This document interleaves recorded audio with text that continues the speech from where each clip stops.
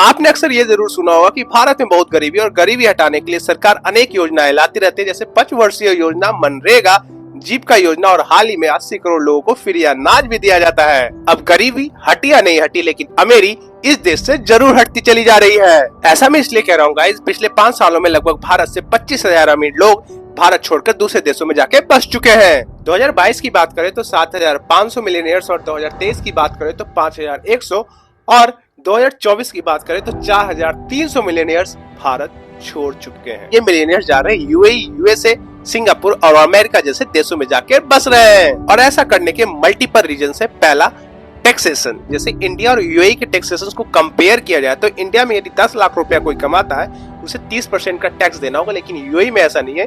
UAE में GST का बात करें तो वहाँ पे 5% तक की जीएसटी है, लेकिन यहाँ पे 28% तक की जीएसटी है।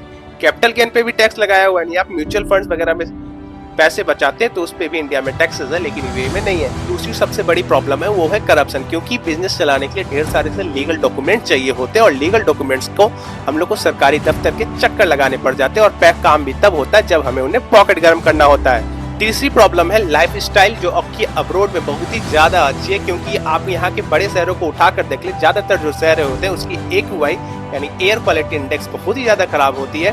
इंफ्रास्ट्रक्चर उस लेवल का नहीं होता और एजुकेशन का जो लेवल है वो भी उस लेवल का नहीं होता। अब आप सोच रहे होंगे भाई उस लेवल का नहीं होता, लेकिन होता तो है भाई। बिल्कुल ऐसा है कि यदि आपका बेटा यदि कोई सरकारी स्कूल में पढ़ रहा हो और आपके पास पैसे हो तो आप कभी भी उसे सरकारी स्कूल में नहीं पढ़ाओगे। उसी तरीके से अमीरों के पास ऑप्शन होता है कि अपने चिल्ड्रंस को एक बेटर एजुकेशन दे सके, जो कि इंडिया के बाहर अवेलेबल होती है। ऐसा नहीं है कि सरकार इस प्रॉब्लम को देख नहीं रही है, क्योंकि 2013 में ease of doing business ranking Bharat की 132वें नंबर पे थी, 2019 में 77 नंबर पे और 2020 में 63 नंबर पे आ चुकी है। भारत में एक स्टार्टअप कल्चर शुरू हो गया और बहुत सारी यूनिकॉर्न कंपनीज भी बनी है, जैसे फ्लिपकार्ट, ओला, फिजिक्स वाला, ओयो जैसी ढेर सारी कंपनियां। सुधार तो जरूर हुआ है, लेकिन इसमें अभी बहुत सारा काम बाकी है और मेरा मानना है कि भारत एक बहुत ही बड़ा देश है और सभी को सरकारी नौकरियां नहीं मिल सकती।